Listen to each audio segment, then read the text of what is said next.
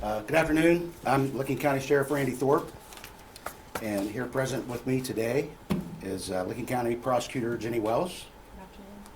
Captain Jay Cook, Captain Gus Moore, Chief Deputy Chad Dennis, and Chief Deputy Chris Barbuto. As many of you probably may be aware of, earlier today the Knox County Grand Jury returned a 27-count indictment against Gary Thomas Keesee Jr. on various sex-related criminal offenses. I would just like to talk a little bit about the investigation, the process. Licking County received this case on February 7th. So over the period of a couple of months, these investigators worked hard, spoke to many various, I want to say witnesses, victims, and the result is the indictments that were returned today.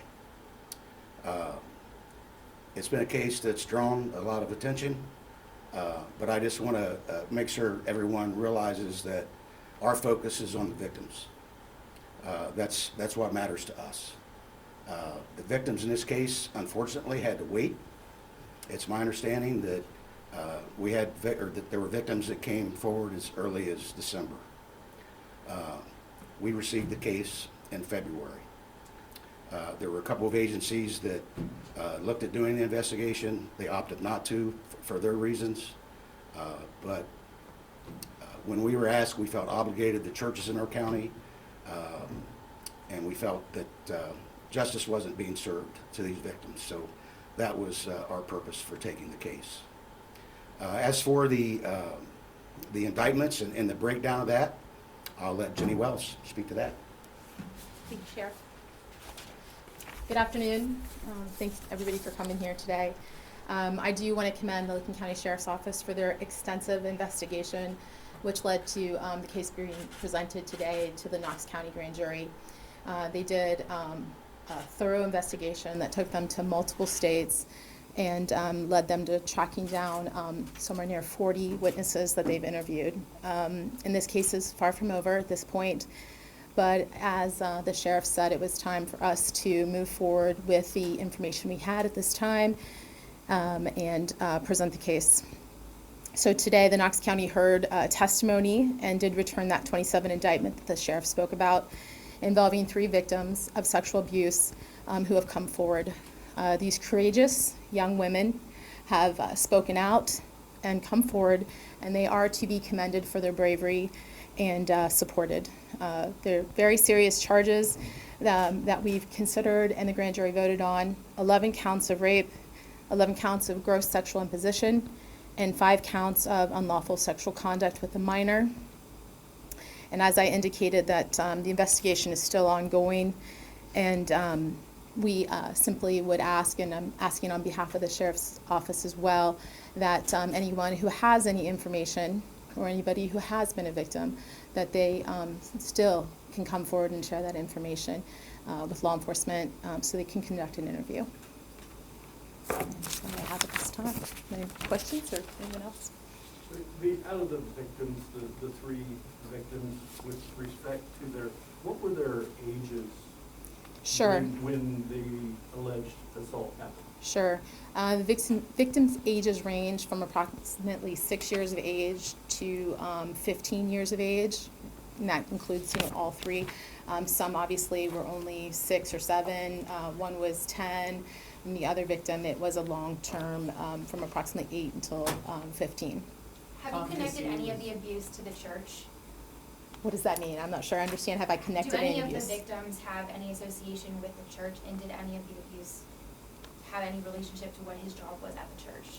All of these victims that have come forward so far were members of the church at some point or another, having though grown up in the church since they were young.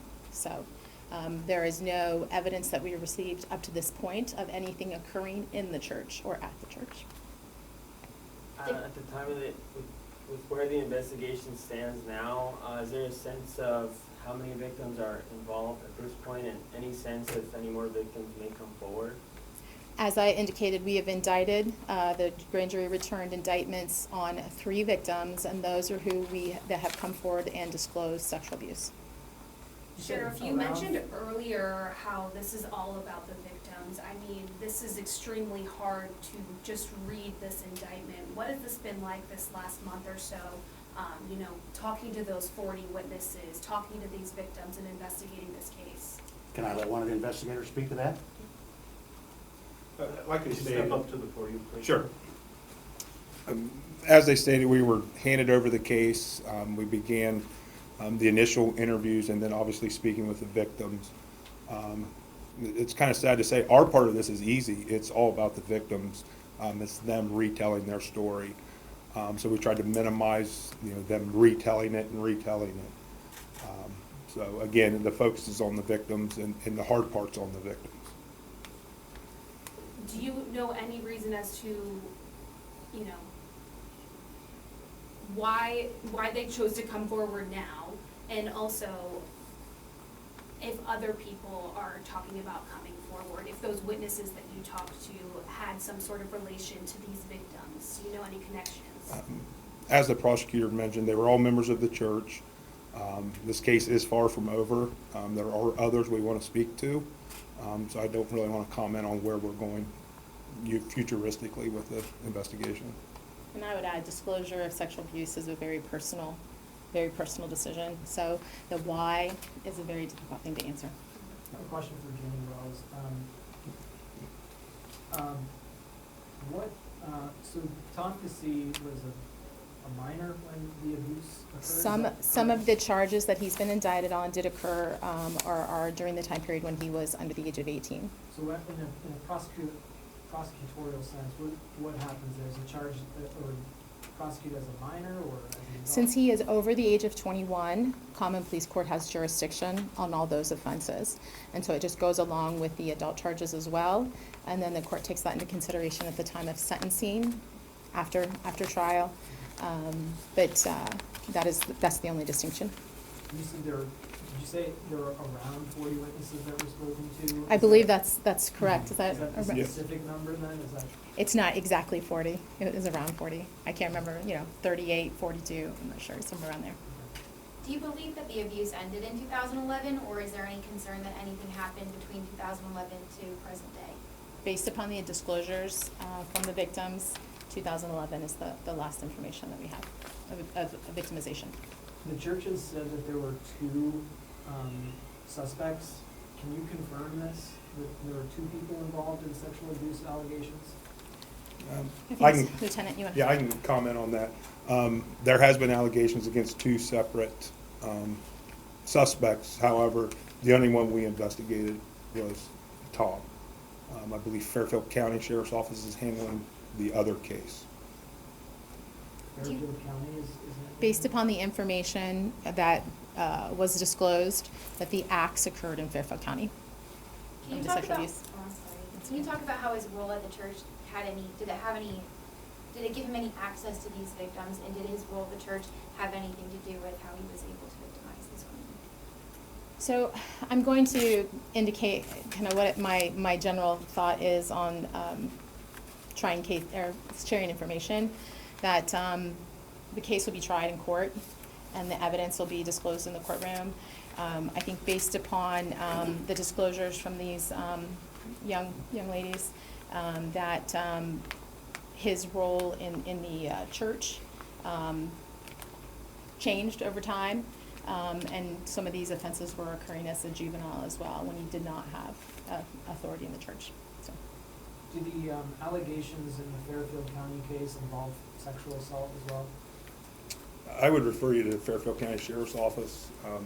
We've done no part of that investigation. It just kind of running parallel with ours. Jenny, what was his bond set at and what's the next step? bond has not been set yet. He will be appearing on Wednesday at 1 o'clock in Knox County Common Pleas Court for a bond hearing and arraignment. Is there any reason he had to be arrested on Friday? That was an investigative decision that we made.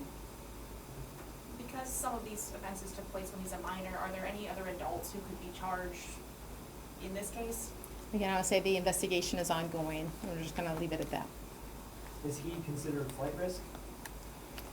I would certainly make that argument that he is considered a flight risk given the serious nature of these charges, one of which carries a 10-year mandatory to life in prison if convicted. So yes, I would say that.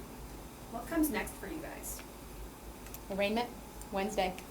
As I indicated, law enforcement's still investigating, so they're still continuing to work on this case and do other things. But for court, it'll be the arraignment and the bond hearing on Wednesday, and then the case will be set for trial. And will the trial take place here in Licking County? I know the grand jury was in Knox County, so are we gonna keep it there? It will be in Knox County, yes. I had spoken to a source earlier on, and this might be for you. What's your name? I'm sorry. Gus Moore. Gus. That a detective had been contacting someone about financial mishandlings from the church. Is that something that was a part of the scope of this investigation, or is that something that you're going to be investigating in the future? As far as the financials, that was not our investigation. We did not go into that. Our focus again was on the sexual assault allegations. I know that there was some information given to us and it's been passed on to the proper investigative unit. But we are not currently investigating it. Which unit would that be? And we contacted the state with it, which, as you've seen, I believe they did an investigation in 22, maybe? Correct. So it's with the Attorney General's office then? We passed it on. Whether they reopened an investigation, I don't know. Okay. Will he be transferred to Knox County Jail, and if so, when? Our understanding is we are going to be housing them in lieu of Knox County. And so, no, he will be housed here. Can you speak about how Licking County got to take the case from Knox County because the Attorney General went? Sure. Knox County Prosecutor Chip McConville contacted me and asked me if I would consider taking the case as special prosecutor, given that there was a lot of information surrounding the church being in Licking County, and the Licking County Sheriff's Office taking the investigation. I thought it'd be appropriate for me to take the case, so that's how it happened. So you'll be handling the case? Yes. Why were his parents subpoenaed? Why were Mr. Keesee's parents subpoenaed to appear before the grand jury? That was a prosecutorial decision that I made, to have them come in and give information at the grand jury. They had not made a statement to law enforcement at that time, prior to that. Did they cooperate or plead the fifth? I'm not gonna comment on that. Jenny, you said that, correct me if I'm wrong, you went out of state and spoke to different witnesses. Are the 3 victims still here in this community in central Ohio, or have they? Some of the victims have relocated to different states. And I'm curious, did any of those victims talk to each other beforehand when all this started coming out? They know, hey, this was happening to somebody else? I would say that all of these victims knew each other as children, and that's what I'll say at that. You mentioned his parents. Has everybody else at the church been cooperative throughout this investigation? We've spoke with many members of the church, and they've met for interviews, yes. And were some of the witnesses former members, current members? Are you able to disclose that? All of the above. Is he on any kind of suicide watch? Is he on suicide watch? I believe he is. He's on watch. All right, thank you.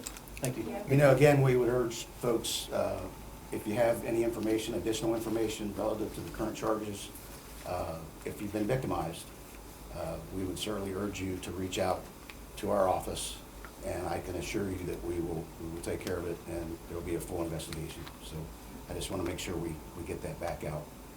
So thank you.